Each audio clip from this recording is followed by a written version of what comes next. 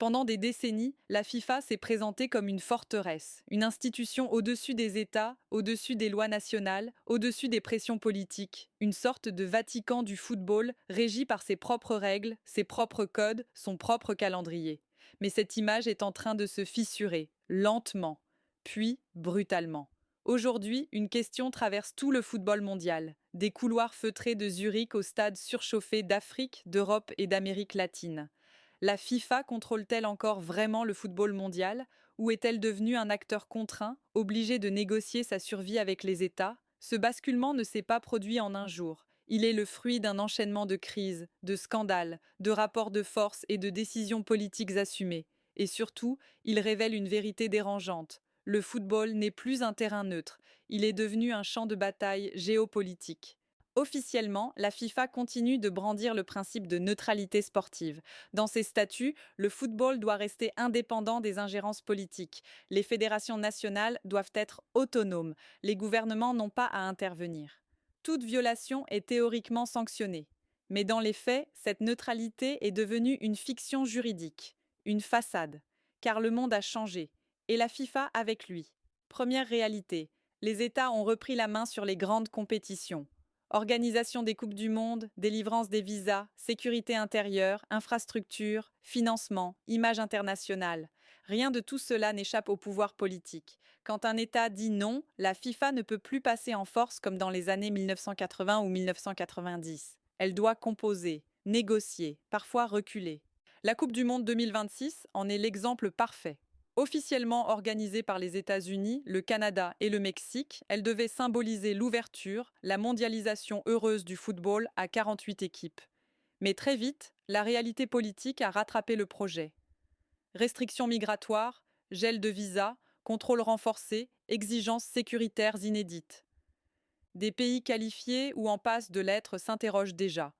Leurs joueurs, leurs supporters, leurs journalistes pourront-ils entrer sur le sol américain sans entrave? La FIFA, dans cette affaire, n'impose rien. Elle négocie, elle rassure publiquement, tout en discutant en coulisses avec les autorités américaines. Elle promet des corridors diplomatiques, des exemptions, des aménagements.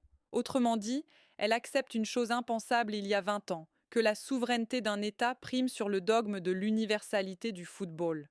Ce n'est pas un cas isolé. Le Qatar 2022 avait déjà marqué un tournant. Contrairement au discours dominant, ce n'est pas la FIFA qui a imposé ses règles à l'Émirat, c'est le Qatar qui a imposé ses lignes rouges.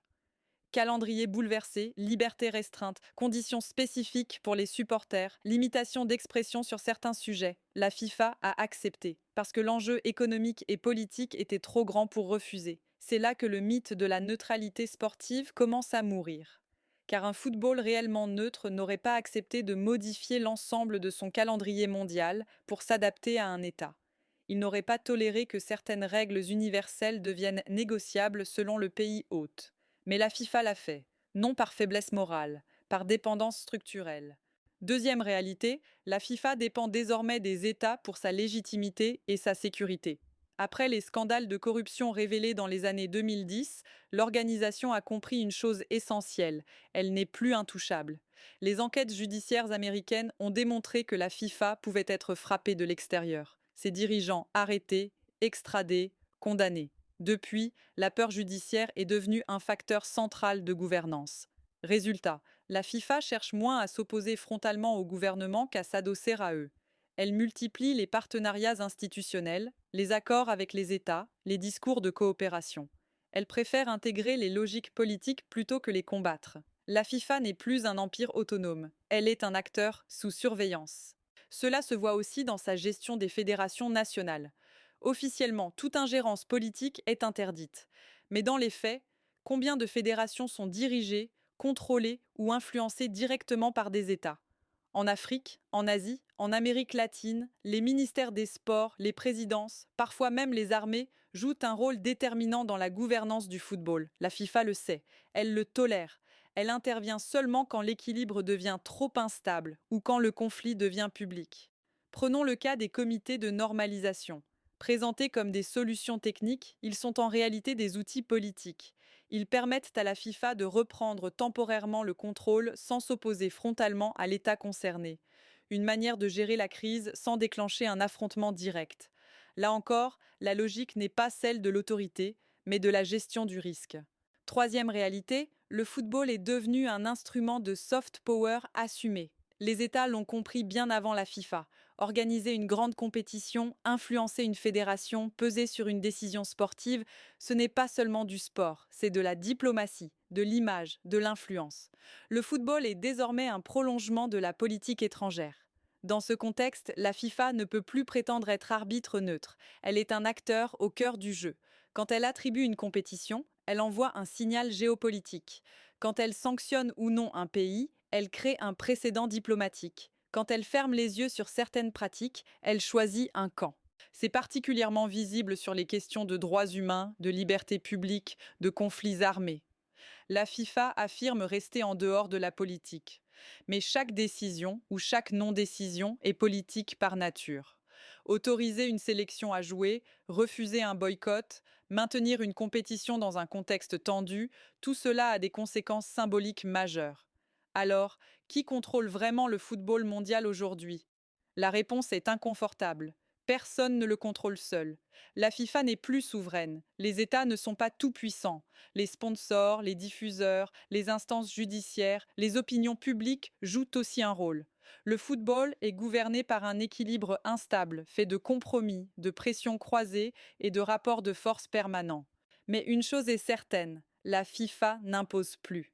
Elle arbitre sa propre survie. Elle choisit ses batailles. Elle évite les conflits frontaux. Elle privilégie la continuité économique à la pureté idéologique. Elle accepte de céder sur certains principes pour préserver l'essentiel, l'organisation du spectacle mondial. Le mythe d'un football indépendant, universel, hors du monde réel, est mort, définitivement. Le football est désormais un miroir grossissant des tensions géopolitiques contemporaines. Immigration, souveraineté, image internationale, rapport nord-sud, influence des grandes puissances, tout s'y reflète. La vraie question n'est donc plus de savoir si la FIFA est au-dessus des États. Elle ne l'est plus. La vraie question est la suivante. Jusqu'où ira cette dépendance politique avant que le football perde ce qui faisait sa force symbolique? L'illusion d'un terrain commun pour tous. Car si le football devient un simple prolongement des rapports de force internationaux, alors il cessera d'être ce langage universel que la FIFA prétend encore défendre. Et dans ce monde-là, ce ne sont pas les États qui auront gagné. Ce sera la peur politique qui aura définitivement pris le contrôle du jeu. Et c'est peut-être là, paradoxalement, le plus grand danger pour le football mondial.